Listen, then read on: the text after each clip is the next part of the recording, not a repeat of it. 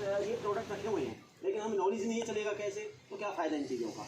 तो ये हम सबका राइट बनता है। ऐसा नहीं है कि फायर या तो सर के पास होगी या आपके पास होगी या किसी के पास होगी, वो किसी के भी पास हो सकती है। फायर हुई, आपके पास एक्सटिंग्विशर है, आपको पता चला है कि ये चलता कैसे, तो आप चलाओगे, फायर कंट्रोल हो जाएगी। अब मैं आपको बताता हूँ। अच्छा, कितने लोग जानते हैं आपके फायर होती क्या है? जानता है कोई? फायर आग क्या है? एक्चुअली क्या होती है फायर, जैसे मैं शॉर्ट में बता रहा हूँ, ज़्यादा टाइम ही नहीं ले रहा हूँ। तो अगर टाइम लेता हूँ तो फिर तो बहुत ज़्यादा टाइम लगने वाला है इस चीज़ में। थोड़ी करके मैं आपको बताता हूँ चीज़ें। फायर बेसिकली क्या होती है, 3 चीज़ों का मिश्रण होता है। ऑक्सीजन, जलने वाली चीज़ें, कमर्शियल मटेरियल एंड हीट, चिंगारी। जहाँ पे ये 3 चीज़ें एक साथ मिल जाती है तो फायर स्टार्ट हो जाती है। ऑक्सीजन सब जगह अवेलेबल होती है, जलने वाली चीज़ें भी सब जगह अवेलेबल होती है। जैसे हमारा प्लास्टिक हो गया, गत्ता हो गया, या पेट्रोल, डीजल, केरोसिन, कुछ भी हो सकता है, ठीक है जी। और हीट, कहीं से एक चिंगारी गिरी, ठीक है जी। अब जैसे अभी हो सकता है कि आपके यहाँ इस बिल्डिंग में कहीं पे भी सिलेंडर बना होगा, कोई भी नहीं सकता, तो फिर चिंगारी कहाँ से आई? होता क्या है कि जनरली जितनी भी वायर्स लगी होती है, ठीक है, इलेक्ट्रिकल वायर जो होती है, उनमें से कोई शॉर्ट सर्किट हुआ, कोई चिंगारी निकली, या आपस में तार है, उनके अंदर से जो चिंगारी स्टार्ट हुई, उससे चिंगारी आएगी। या फिर जैसे इनके भरोसा मत रहिए, या तो फायर ब्रिगेड आएगी या फिर स्प्रिंकलर सिस्टम आपसे लगे होंगे, बिल्डिंग्स में लगे होंगे, तो वही फायर को कंट्रोल करेंगे। तो हमेशा आपको ये ध्यान रखना है कि फायर को तीसरी स्टेज तक, यानी कि जो ब्लेज स्टेज होती है, उसका जो टाइम फ्रेम होता है अब 2 मिनट्स, यानी कि 6 मिनट, उस तक स्टेज तक नहीं पहुंचने देना है। और फायर कभी ऐसी भी नहीं होती है कि एक साथ जली और एक साथ बड़ी हो गई, कभी नहीं होती है ना, वो चिंगारी ग्रुप में जलेगी। अगर आपने उसको डिटेक्ट कर लिया, फायर सिलेंडर आपको चलाना आता है, तो आप उसको कंट्रोल कर जाओगे, ठीक है जी। तो आपको ये पता चल गया फायर होती क्या है, कितनी इसकी स्टेज होती है। अब क्या है कि आप सबकी ये ड्यूटी बनती है, अगर फायर किसी के भी पास हुई, चाहे रूम में हो रही है, चाहे आपके किचन में हो रही है, चाहे इलेक्ट्रिकल पैनल में हो रही है, चाहे आपके गार्ड रूम में हो रही है, कहीं भी हो रही है, nobody will call office manager, sir there is some fire is occurs, should I control of this? No, because fire के टाइम पे कोई किसी का राइट नहीं बनता, कोई किसी का बॉस नहीं है, कोई किसी का मालिक नहीं है, कोई किसी से कुछ नहीं पूछेगा, सिर्फ उठाया सिलेंडर और फायर को कंट्रोल कर दिया।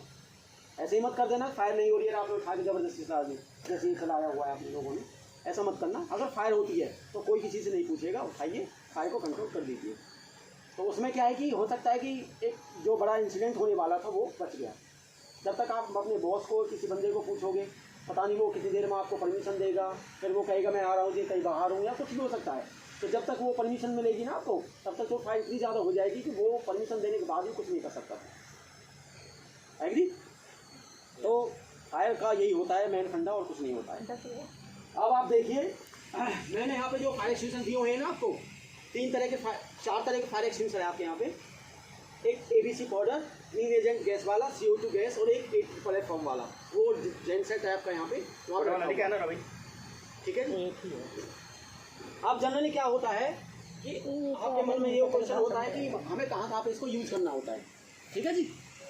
तो एक तो देखो, सबसे बड़ी बात क्या होती है कि जब आदमी का ना, मतलब कहीं फायर स्टार्ट होती है तो आदमी का दिमाग ये काम नहीं करता कि कौन सा चलाऊं, क्योंकि ऑब्वियसली उनके हाथ में जो भी आएगा वो सही चलाएगा, वो तो यही होता है मेन फंडा।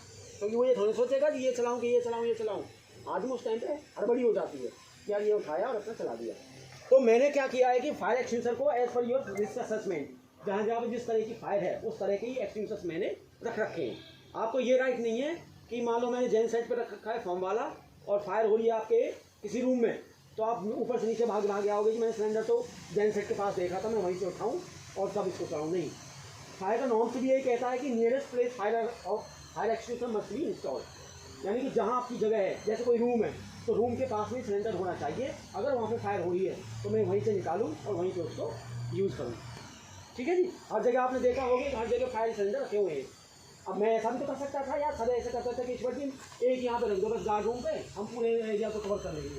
नहीं, वो नॉर्म्स नहीं कहता है, क्योंकि अगर गार्ड रूम पे प्रॉब्लम हो रही है तो गार्ड के पास हमारा सिलेंडर रखा हुआ है, वो यहीं से उठाएगा, यहीं से कंट्रोल करेगा।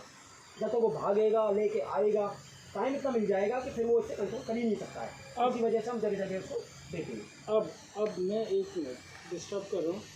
रवि, अब बताओ सारे स्टाफ को कहाँ कहाँ कितने सिलेंडर रखे हुए हैं और कौन से रखे हुए हैं? यहाँ है, सामने आ जाओ, बताओ।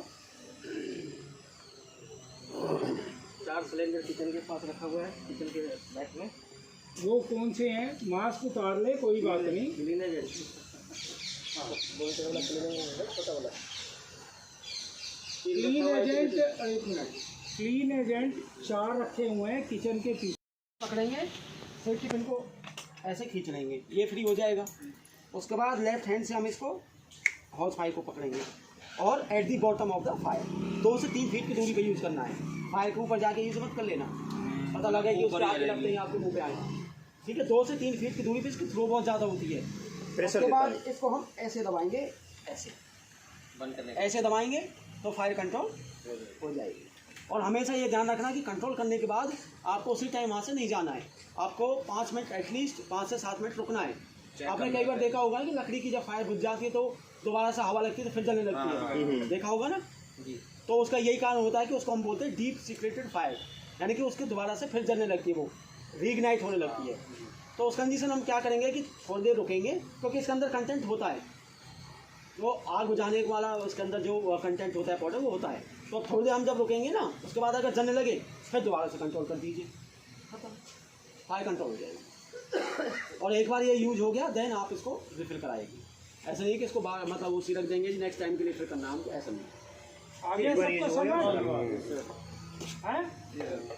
ऐसी सेम ये CO2 होता है। CO2 को भी क्या है, ऐसे इसकी पिन खींचनी है, ठीक है जी, ये फ्री हो जाएगा हैंडल। जैसे ये फ्री हो जाएगा